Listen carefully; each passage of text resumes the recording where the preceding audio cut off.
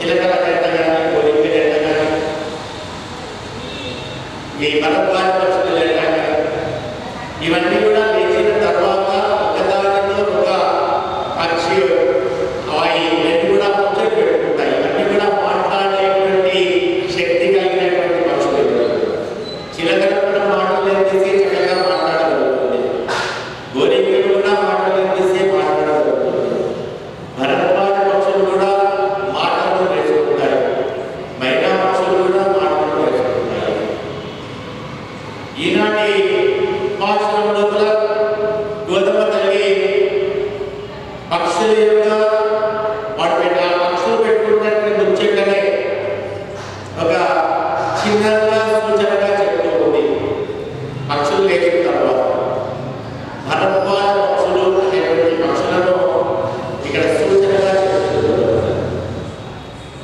ఈ భరద్వాజ పక్షులన్నీ కూడా ఎక్కువగా కేరళ ప్రాంతంలో ఉండేటువంటి పక్షులు. పిల్లిపుత్తూరు కూడా ఆ కేరళ సమీపంగా ఉంటుంది కనుక ఆ భరద్వాజ పక్షులు యొక్క లక్షణాన్ని ఈ గౌరవ తల్లి ఈనాడు తెలియకపోయేటువంటి గోపిపాలకు వేరున్నారో వాళ్ళకు తెలియజేయడం జరుగుతుంది. పరమాత్మను మనము నిరంతరం కూడా ధ్యానం చేసినప్పుడు ఆయన యొక్క నామస్మరణ చేసుకున్నప్పుడు ఆ శ్రీ మహావిష్ణువు సర్వేషామేవ ధర్మాణాం ఉత్తమో వైష్ణవో విధిః రక్షతే భగవాన్ భక్తాన్ ఆత్మశరీరవత్. ఎవరైనా సరే అన్ని ధర్మాలలో సర్వేషామేవ ధర్మాణాం సమస్తమైనటువంటి ధర్మాల తను వేసేటువంటి ఉత్తమమైనటువంటి ధర్మం ఏది వైష్ణవో విధిః విష్ణునామస్మరణ చేయడం. ఏ పని చేస్తున్నా కూడా నిన్నటి వరకు చెప్తున్న లోకంలో గురువులందరూ కూడా లేచి లేవగానే ఇలా హృదయం పైన 3 సార్లు హరి హరి అన్నట్టు కొట్టుకొని లేస్తారు అని చెప్పేసి. ఎందుకు లోపల ఉన్నటువంటి ఆ హరి శ్రీ మహావిష్ణువు మనము లేచాడనగా లేచాడనగా కాకుండా లోపల ఉన్నటువంటి పరమాత్మను జాగరూకత చేయడం కోసం ఈ హరి హరి హరి అని తలుచుకొని ఆ హరినామస్మరణ చేసిన తర్వాత వారు లేచి వారి రకాల కార్యక్రమాలకు వెళ్తూ ఉంటారు. కాబట్టి లేవగానే మనము హరినామస్మరణ ఎప్పుడైతే చేస్తూ ఉన్నారో ఈ బ్రాహ్మీ యుగంలో చేసేటువంటి హరినామస్మరణ ఏదైతే ఉందో ఆ శ్రీమన్నారాయణ యొక్క నామస్మరణ చేత మనమందరం కూడా ప్రత్యేకంగా ధ్యానం చేసినట్లయితే సాక్షాత్ భగవాన్ విష్ణువు మనందరం కూడా ఆయన చేత రక్షించబడతాము. ఎలా రక్షించబడతాము? భక్త ఆత్మశరీరవత్. మనమంతా కూడా ఆయన యొక్క ఆత్మని ఏ విధంగా అయితే రక్షించుకుంటామో మన యొక్క శరీరంని ఎక్కడైనా గంటలో దగ్గరికి వచ్చేటప్పుడు అనుకోండి వెంటనే మనం అక్కడికి దూరం జరుగుతుంది. ఎందుకు? మన శరీరాన్ని అగ్ని నుంచి రక్షించుకుంటూ ఉంటాం. భీకరమైన శబ్దం కలిగినటువంటి వెంటనే చెవులు మూసుకుంటూ ఉంటాం. ఏదైనా దుర్గంధపు సువాసనలు వచ్చాయనుకోండి వెంటనే మూసుకుంటాం. అంటే మన శరీరంలో ఉన్నటువంటి ఇంద్రియాలు ఏవైతే ఉన్నాయో వాటికి కలిగినటువంటి అసౌకర్యాన్ని అసౌకర్యం ఇచ్చి మనము ఎలా విధంగా అయితే రక్షించుకుంటున్నామో విపరీతమైనటువంటి కాంతి వెలుగులు వచ్చాయని వేసాలను కళ్ళను వేసుకుంటున్నాం. ఎందుకంటే ఆ కాంతి వెలుగులు అడ్డుకుంటాయి అని. ఈ విధంగా మన శరీరం యొక్క అవయవాలు మనం ఏ విధంగా రక్షించుకుంటున్నామో మనము రక్షణ బాధ్యత తీసుకుంటున్నాము. అలాగే మనము నిరంతరం హరినామస్మరణ చేస్తూ ఉంటే ఆ శ్రీమహావిష్ణువు కూడా మనలను నిరంతరం రక్షిస్తూ ఉంటాడు. రక్షతాయ భగవాన్ విష్ణువు ఆయన కూడా మనం రక్షిస్తూ ఉంటాడు. అలా రక్షిస్తూ ఉంటాడు. ఆయన కూడా మనకేమైనా ఉదాహరణలు ఉన్నాయా రక్షిస్తాడు అని చెప్పి అనడానికి మన భాగవతంలో ప్రహ్లాద వాక్యం అనేది తెలియజేస్తుంది. ప్రహ్లాదుని అనేక రకాలుగా హింసించాలని హిరణ్యకశిపుడు మన బట్టలు పంపించాడు. ఎత్తైనటువంటి పర్వతాలను పైకి తీసుకెళ్ళి ఆ ఎత్తైన పర్వత శిఖరాల పైకి ప్రహ్లాదుని చూపించాడు. చూసావా, ఈ లోయలోనికి విసిరేస్తే నీవు మరణిస్తావు, నీ శరీరం ఎక్కడ పడిపోతుందో తెలియకుండా పోతావు. కాబట్టి ఇకనైనా నీవు హరినామస్మరణ మార్పు అని చెప్పేసి అయినా ప్రహ్లాదు హరినామస్మరణ మారలేదు. దాంట్లో 1,00,000 భటులు ఎందుకు విసిరేస్తే నరకుడు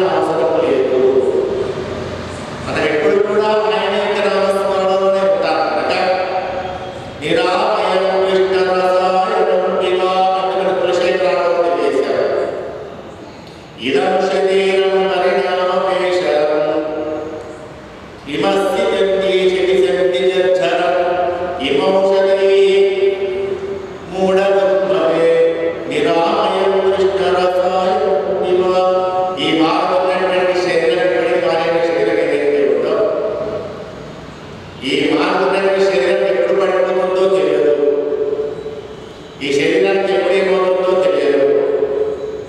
కాబట్టి మనం ఏం చేస్తూ ఉండాలి? నిరామయం కృష్ణ రసాయ, కృష్ణ అనేటువంటి నామ రసాన్ని మనం ఎప్పుడూ ఆస్వాదిస్తూ ఉండాలి. తద్వారా మనం ఆయన చేత రక్షించబడతాము. కనుక లోపల ఉన్నటువంటి గోపిక ఎక్కడైతే ఉన్నారో ఈ గోపిక ఆనందంగా ఆ కృష్ణనామ స్మరణ చేస్తూ హాయిగా పడుకొని ఉంది. ఈనాటి గోపిక కృష్ణతత్వానంతా కూడా అనుభవిస్తూ ఉంది ఆమె. ఇక ప్రతిగచ్చతి, మరి ఏ దేవుడికి నమస్కారం చేసినా కూడా అది ఎక్కడికి వెళ్తుందట? ఆ దేవుడికి నమస్కరిస్తున్నాము అని మనం అనుకుంటున్నాము, రాముడికి నమస్కరిస్తున్నామని మనం అనుకుంటున్నాము. కానీ ఆ రాముడిలో అంతర్యామిగా ఉన్నటువంటి శ్రీమన్నారాయణుడికి చేరుకుంటుంది. వెంకటేశ్వరుడికి నమస్కరిస్తున్నాము అంటున్నాము, కృష్ణుడికి నమస్కరిస్తున్నాము, భాగవతానికి నమస్కరిస్తున్నాము. ఎవరికి నమస్కరించినా కూడా అది కేవలం అందులో అంతర్యామిగా ఉన్నటువంటి ప్రియపతి శ్రీమన్నారాయణుడికే చేరుతుంది.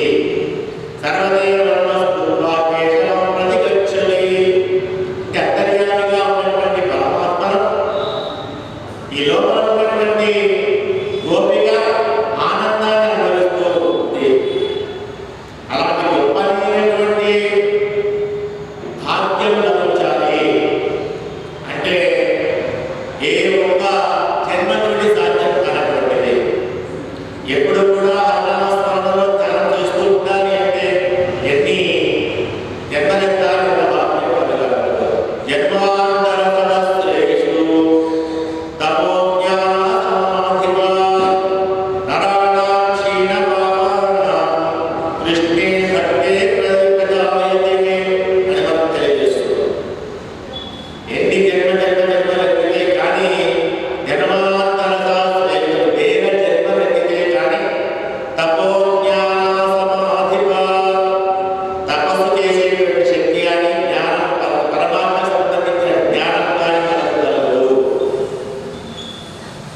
అందులో మరి ముఖ్యంగా నరాణాం క్షీణపాపానాం, మనం చేసుకున్నటువంటి పాపం అంతా కూడా తొలగిపోతే, మనకు ఇసుమంతా కూడా పాపకర్మ అంటూ లేకపోతే అప్పుడు మాత్రమే కృష్ణే భక్తి ప్రజాయతే, ఆ కృష్ణ పరమాత్మ పైన సింహాచలం పైన మనకు భక్తి అనేది కలుగుతుంది.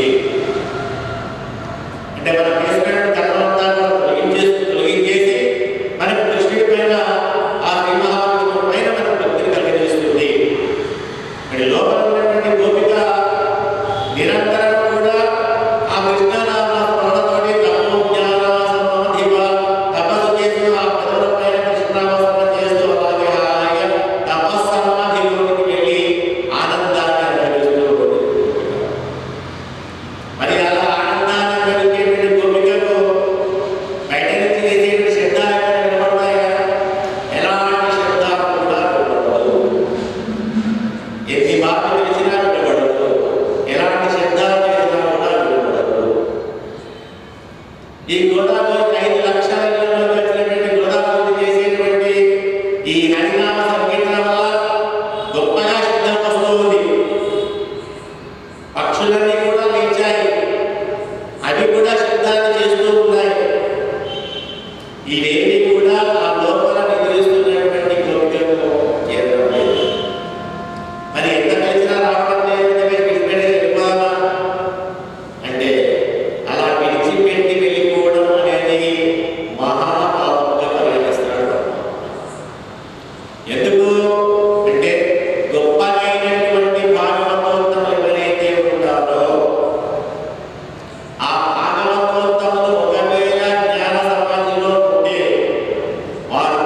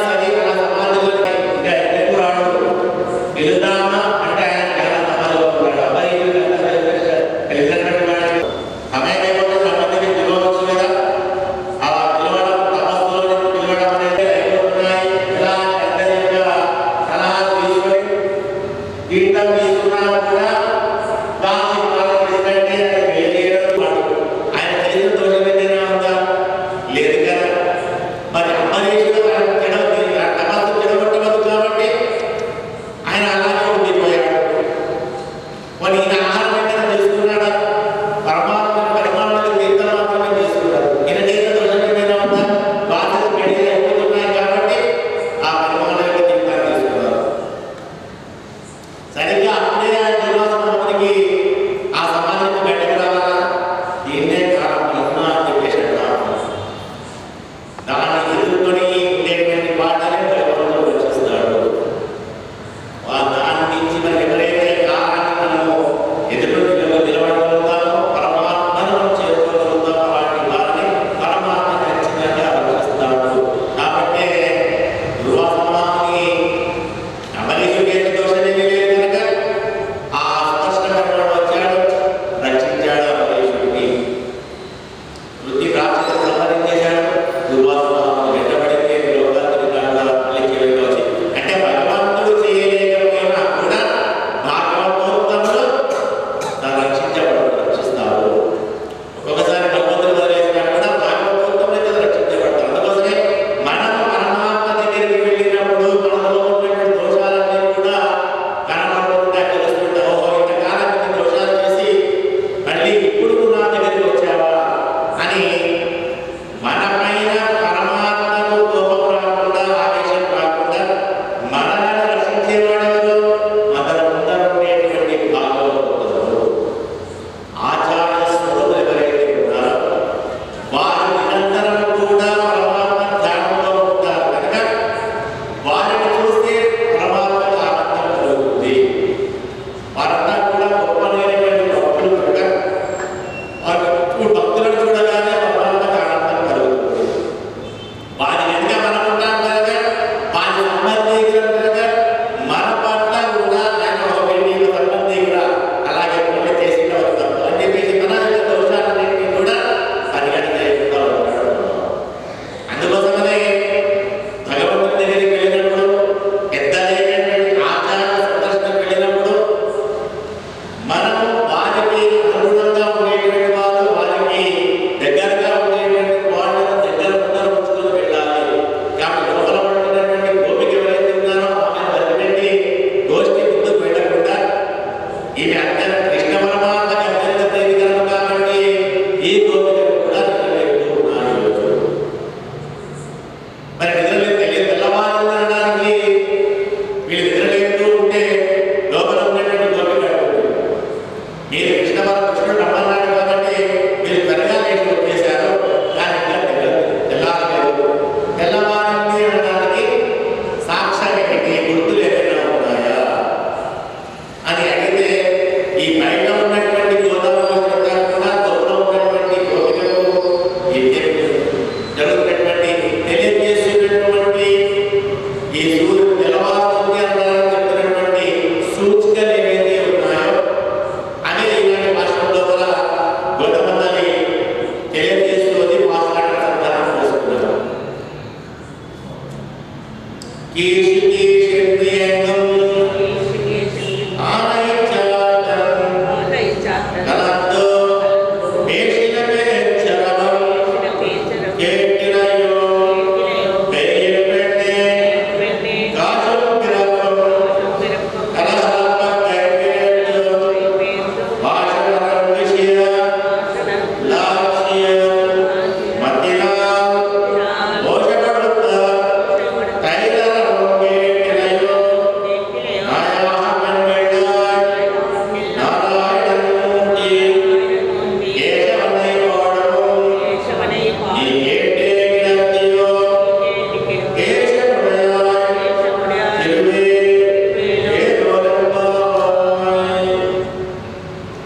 ఇలాంటి గోపిక ఎవరైతే ఉన్నారో ఇది ఎలాంటిది? దేశముడయాయ్ అని అమ్మవారు పంపిస్తూ ఉన్నారు. చాలా తేజస్సు కలిగినటువంటిది.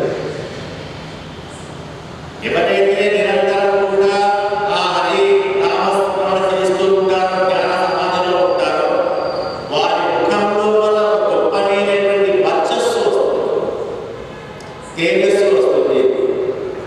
ఈ గోపికలో ఉన్నటువంటి గోపిక కృష్ణనామస్మరణ నిరంతరం చేస్తుంది కనుక ఆ ముఖమంతా కూడా తేజస్సుతో వెలిగిపోతూ ఉంది. దేశమయాయ్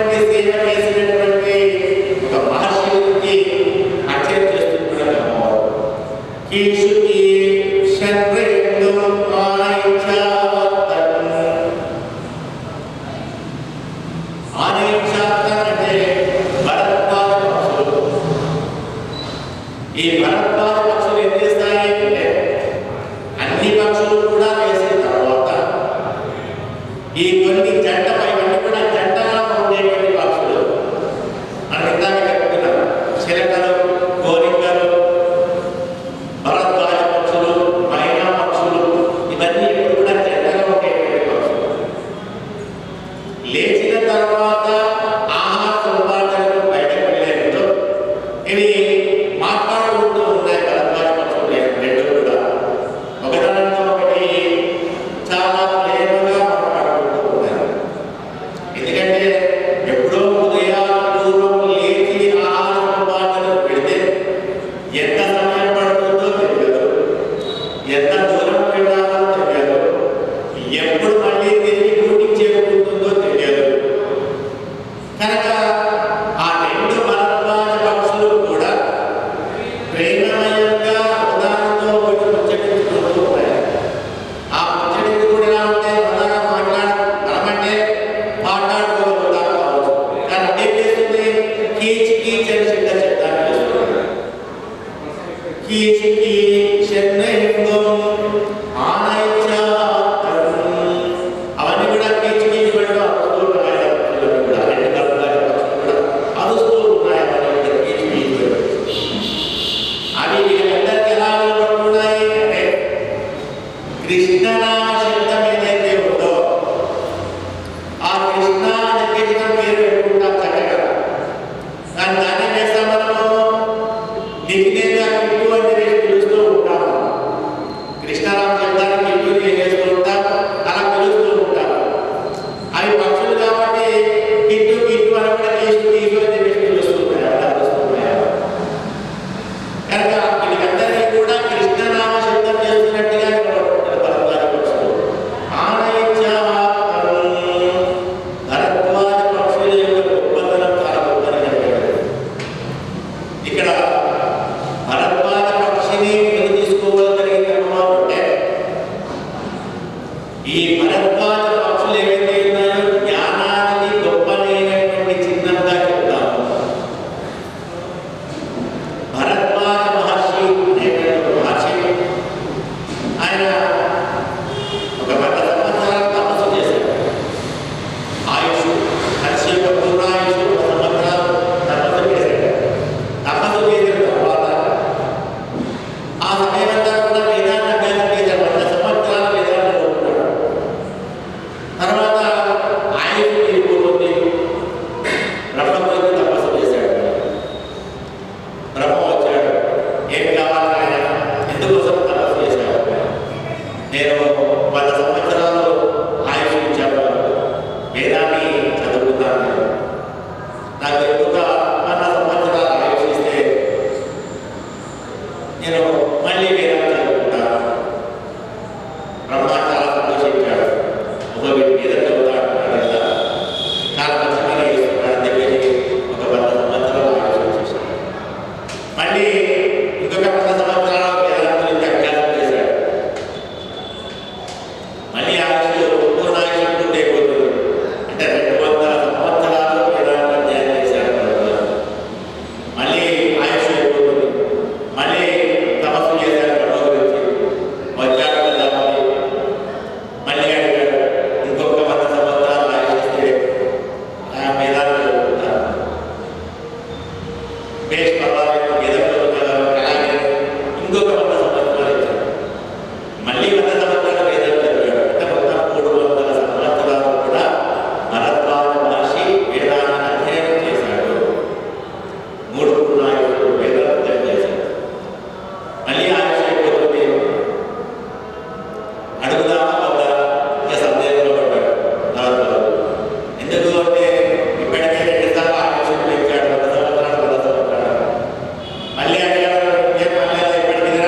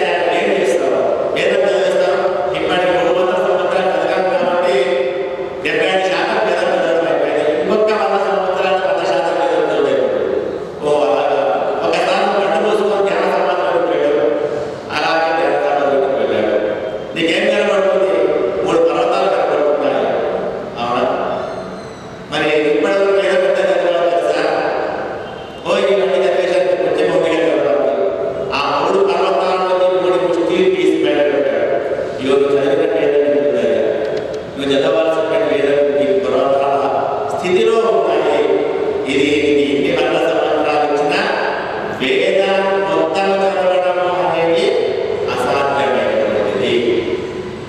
వేదాన్ని ఎవరు కూడా పూర్తిగా చదవలేరు, తెలుసుకోలేరు. కాబట్టి నీవు గడికోసారి తపస్సు చేసి నన్ను గెలిచి 100 సంవత్సరాలు దానికి సిద్ధగా.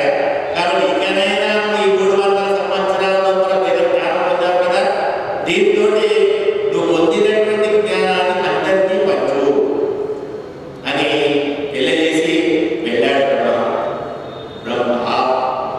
భరద్వాజ మహర్షి తను పొందినటువంటి ఆ వేద జ్ఞానం నుంచి ఒక భరద్వాజ స్మృతి అనేటువంటి ఒక గొప్పనైనటువంటి జ్ఞానాన్ని అతను అందించాడు. అంటే తపస్సు ఎలా చేయాలి, భరద్వాజ స్మృతి లోపల తపస్సు ఎలా చేయాలి, పరమాత్మని ఎలా దర్శించుకోవాలి, అతని జ్ఞాన సమాధి అంటే ఏంటి అనే విషయాలంతా కూడా ఈ భరద్వాజ స్మృతిలో ఉంటుంది. అంత గొప్పనైనటువంటి జ్ఞాన సమాధి చేశాడు భరద్వాజ మహర్షి. మరి ఇంత జ్ఞానాన్ని పొందాడు కదా, నువ్వు పొందినటువంటి జ్ఞానం ఏముంది, నాకు తెలిసినటువంటి అంటావు కదా, నువ్వు బాగా చదివావు సరే, దీనికి సామాన్య విధంగా చెప్పగలగాలి. సామాన్య 2 గంటలు చదివితే సంవత్సరాలు చదివావు కదా, దీని వల్ల నీకు ఏమర్థం, చివరికి నాశపడే ఉంటావు. దీనికి అర్థమైంది సర్వేష ఆరాధన సర్వేషాం విష్ణోరాధనం పరం తస్మాత్ పరతరం ప్రోక్తం భాగవత ఆరాధనం పరం. నాకు అర్థమైంది ఒకటండి, ఈ వేదము శాస్త్ర జ్ఞానం అన్ని తెలియజేది ఏమిటి, అన్నిటి ఆరాధనలో కింద గొప్పనైనటువంటి ఆరాధన అర్థం ఏది అంటే శ్రీ మహావిష్ణువును అర్చించడం, శ్రీ మహావిష్ణువును ఆరాధన చేయడము. ఓ అంతేనని గంటండి. తస్మాత్ పరతరం ప్రోక్తం, ఆ విష్ణు ఆరాధన కంటే కూడా గొప్పనైనటువంటి ఆరాధన ఉంటాయా ఏంటది, భాగవత ఆరాధనం, భాగవతోత్తముల యొక్క ఆరాధన చేయడం అనేది గొప్పనైనటువంటిది అని చెప్పేసి తెలియజేస్తాడు భరద్వాజ మహర్షి. అంటే అన్నిటికంటే గొప్పనైన ఆరాధన అనేది భాగవతోత్తముల యొక్క సేవ చేసుకోవడం, భాగవతోత్తముల యొక్క ఆరాధన చేయడం. మనకు రామాయణం లోపల రాముడి వెంట లక్ష్మణుడు కనబడతాడు. అప్పుడప్పుడు భరతుడు కూడా ఎంట్రీ ఇస్తుంటాడు, కానీ శత్రుఘ్నుడు మాత్రం ఇక్కడ కనబడడు.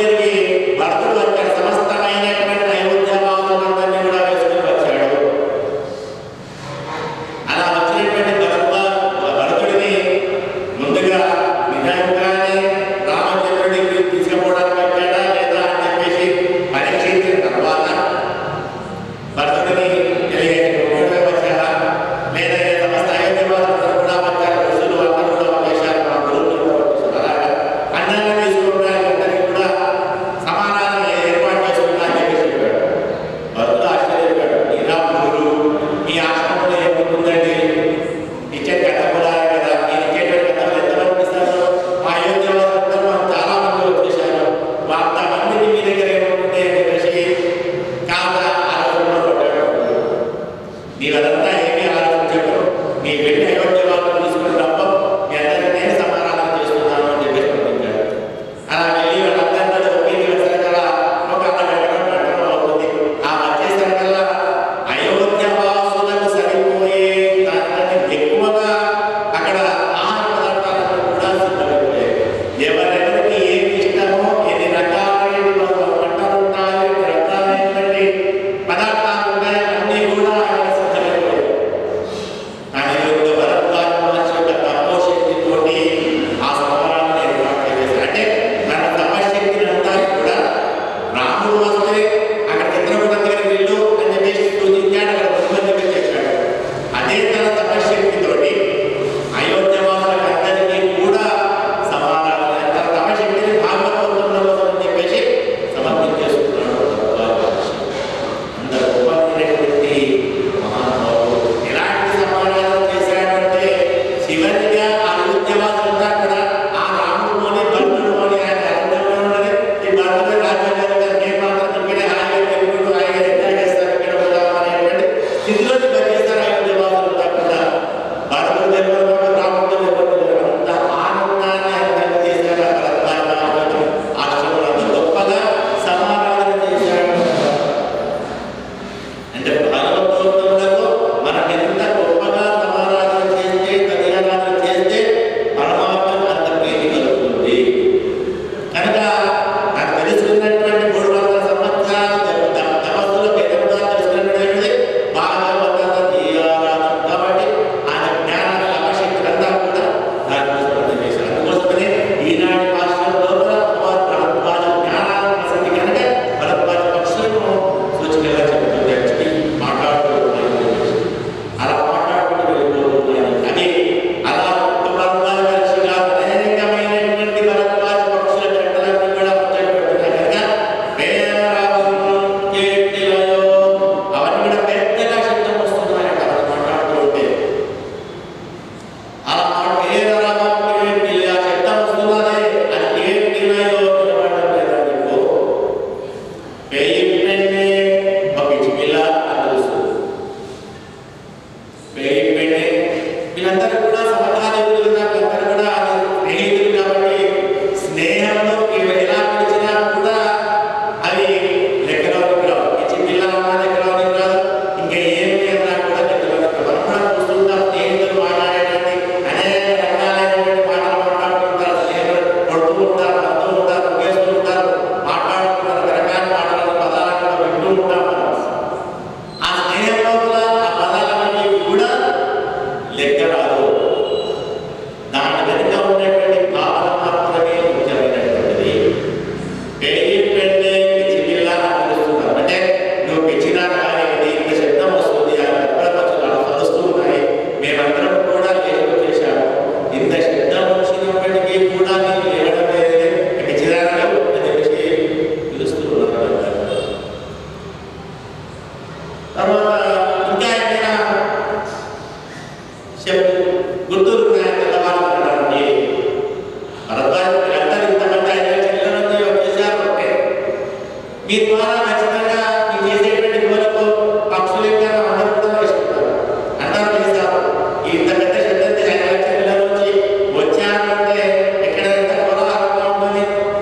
మన ఇంట్లో ఏదైనా శుభకార్యం జరిగి ఒక 10 మంది వచ్చారంటేనే రాత్రి 12 గంటలకి కోలాహలంగా ఉంటుంది అందరూ.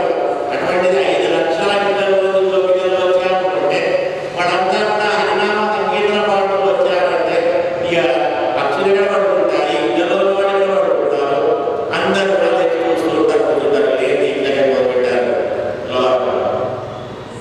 మీరు అడుస్తున్నారు కాబట్టి భరద్వాజ పక్షులు చేశాయి తప్పించి ఇంకా ఏది కారణం కాదు. ఇంకా ఏమైనా గుర్తులు ఉంటే చెప్పండి.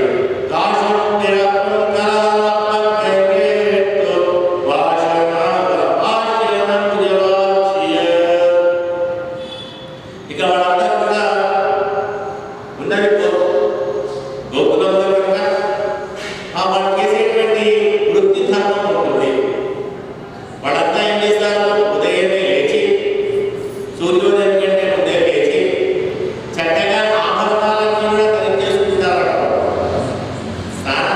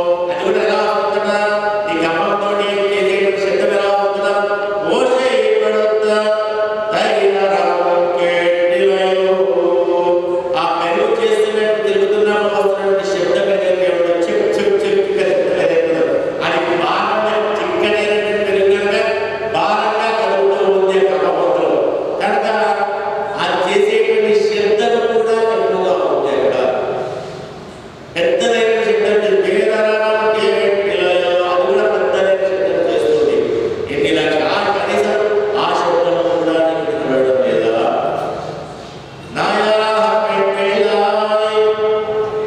నీవు వదిలేదానివన్నా ఇన్ని రకాలైనటువంటి పెద్ద పెద్ద శబ్దాలు చేస్తున్నావు కదా, నీవు ఇంకా పడుతున్నావంటే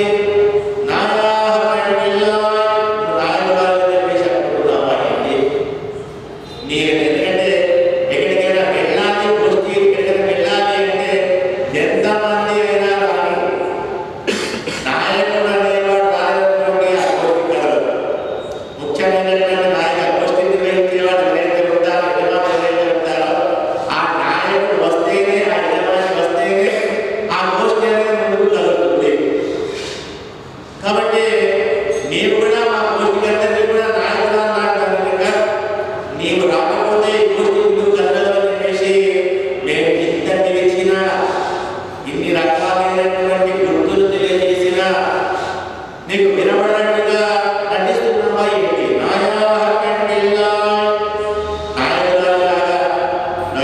నాయకుడు చూస్తున్నాం మనం.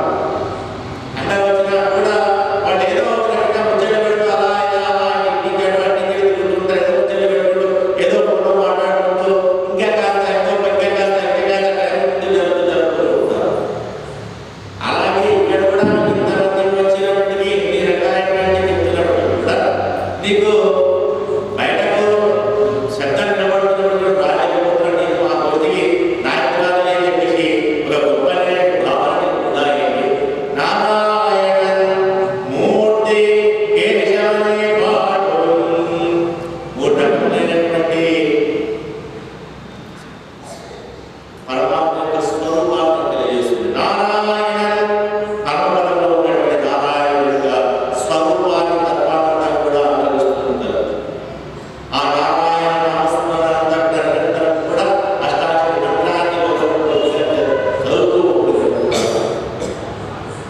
మూర్తి అదేవిధంగా ఇప్పుడు ఈ కాలంలో మనం ఈ అర్థస్వరూపంలో ఏర్పాటు చేసుకుని ఆరాధన చేయడం కాదు.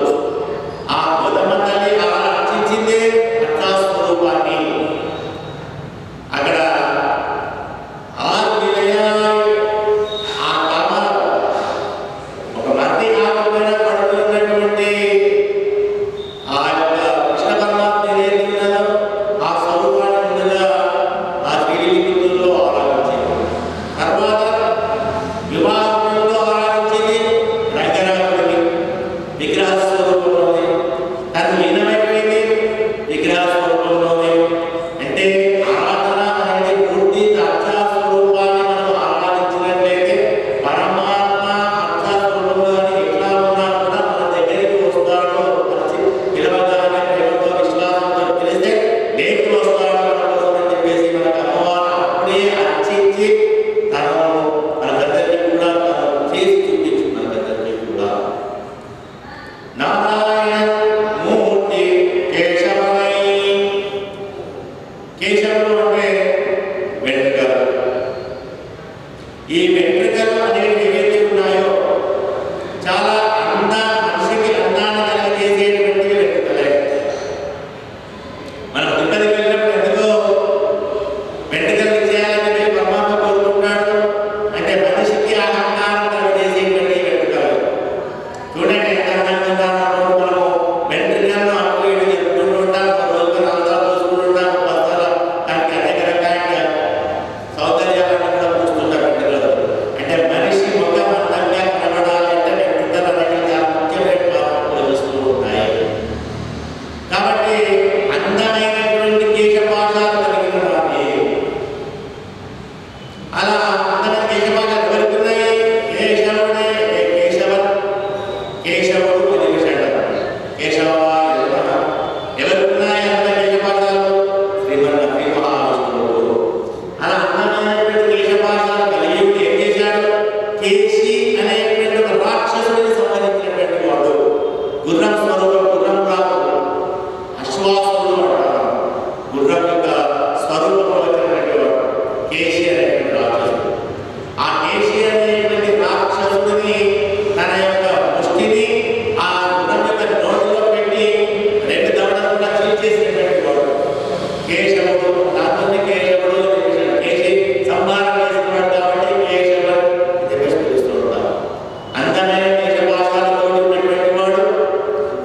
అనేటువంటి రాక్షసుని సంబంధించినటువంటి వాడు. ఇక్కడ లోపలైనటువంటి గోపిక కూడా ఆ అందమైనటువంటి కేశపాశాలు కలిగించడం కూడా ఆ కేశాలకు వచ్చేటువంటి పరిమళ భరితమైనటువంటి సువాసనలు ఏవైతే ఉన్నాయో అవి ఆ పరమాత్మకు చాలా ప్రీతిగా ఉండేటువంటి. కాబట్టి ఈ లోపలైనటువంటి గోపిక యొక్క కేశపాశాలను కూడా వర్ణిస్తూ ఉన్నారు. అదేవిధంగా కేశవనే కేశవుడి యొక్క కేశవ నామస్మరణ కూడా చేస్తూ ఉన్నారు. కేశి అనేటువంటి రాక్షసుని సంబంధించినటువంటి వాడు అని చెప్పేసి 3 రకములైనటువంటి నామస్మరణ చేస్తున్నారు. ఇక్కడ నారాయణ అర్థాస్వరూపమైనటువంటి మూర్తి కేశవ అనేటువంటి 3 నామస్మరణ చేస్తున్నారు. అంటే ఇక్కడ కూడా మనకు గోవింద గోవింద గోవింద అన్నట్టు 3 సార్లు హరి హరి హరి అని చెప్పేసి పిలిచినట్టు ఇక్కడ కూడా స్వరూపాలుగా అమ్మవారు అరవదనాన్ని తెలియజేస్తుంది. రాక్షస సంహారైనటువంటి కేశవుని తెలియజేస్తుంది. అదేవిధంగా అర్థాస్వరూపంలో ఉన్నటువంటి ఈ పరమాత్మ స్వరూపాన్ని కూడా మనకు తెలియజేస్తుంది. 3 రకాలుగా ప్రవర్తించాలి. కేశవని పాడుని కేశవో కేశి అనేటువంటి వీళ్ళందరి యొక్క నామస్మరణ మనం కూడా చేస్తూ ఉన్నాం. కేశవుడి యొక్క నామస్మరణ చేస్తున్నాం, నామస్మరణ చేస్తున్నప్పటికీ కూడా ఇన్ని రకములైనటువంటి పరమాత్మ నామస్మరణ చేస్తున్నప్పటికీ కూడా నీవు ఇంకా పడుతున్నావా? నీకేంటే ఇంకా పడుతున్నావా? లేచి రాకుండా ఇన్ని రకాలైన గుర్తులు చెప్తున్నావు పిలవాలని అయినా నువ్వు లేచి రావడం లేదండి అని ఒక్కసారిగా అక్కడే లోపల కొద్దిగా ఏం చేస్తుంది అని మీరు ఒకసారి కమాండ్ లోపలికి చూశారు. లోపలికి చూడగానే ఆమె పెదవుల పైన కృష్ణనామస్మరణ చేస్తూ ఉంది. ఆమె అలా నామస్మరణ చేస్తూ తన్మయత్వంలో ఉంది, జ్ఞాన సమాధిలో ఉంది ఆమె. కాబట్టి ఆ నిరంతరం కృష్ణనామస్మరణ చేస్తుంది కనుక ఒక గొప్పనైనటువంటి దివ్యమైనటువంటి తేజస్సుతో ముఖమంతా కూడా కలిగిపోతుంది.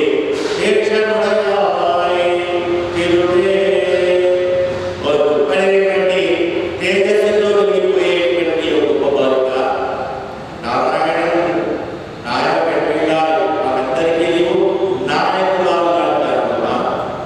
నీవు ఉంటే కృష్ణుడి నిన్ను చూడగానే ఆనందించి మమ్మల్ని కూడా స్వీకరిస్తాడు కదా. నీ తేజస్సును నీ దివ్యమైనటువంటి అందమైనటువంటి ముఖాన్ని చూడగానే కృష్ణుడికి ఆనందం వస్తుంది. మేము ఇంతమందిని వెళ్ళినా కూడా కృష్ణుడికి ఆనందం కలగదు. దానికి ప్రీతికరమైనటువంటి వాడు ఎవరైతే ఉంటారో అలాంటి వాళ్ళని చూస్తేనే ఆనందం కలుగుతుంది. మా ఈ గోష్ఠులన్నిటికీ కూడా నాయకురాలు అంటారు. నీవు ముందర ఉండి నా గోష్ఠంతా కూడా నటించాలి కదా. నిన్నటి రోజు ఏమన్నా మాకుంటే కృష్ణుడు దగ్గరికి కర్మలు వెళ్ళి అతని ప్రధాన చేయమని అడగగానే అలాగే ఒప్పుకున్నాడు కృష్ణుడు. ఎవరి పిల్లలు వాళ్ళు ఎప్పటికీ రేపు ఉదయం వచ్చేయండి అని చెప్పేశారు. చెప్తే ఈనాటి గోపిక ఎవరైతే ఉన్నారో ఏమి ఆ గోష్ఠికంతా కూడా తెలియజేసింది. మీరేమి భయపడకండి, నాకు ఎలాగో నిద్ర పట్టదు. నేను మీ అందరికంటే కూడా ముందే లేచి మీరు నిద్రపోయినా కూడా మీ అందరిని లేపుకొని కృష్ణుడి దగ్గర నేను తీసుకుని వెళ్తాను అని అందరికీ హాయిగా మీకు తెలివి వచ్చినా తెలివి లేచినా లేకపోయినా నా బాధ్యతను అందరినీ కూడా లేపుకొని కృష్ణుడి దగ్గర తీసుకుని వెళ్ళేటువంటి బాధ్యతను తీసుకుంటాను అని అందరికీ కూడా హామీ చేసింది నాయకుడు. మరి అందరికీ హామీ చేసి మమ్మల్ని తీసుకుని వెళ్తానని చెప్పేసి మేమంతా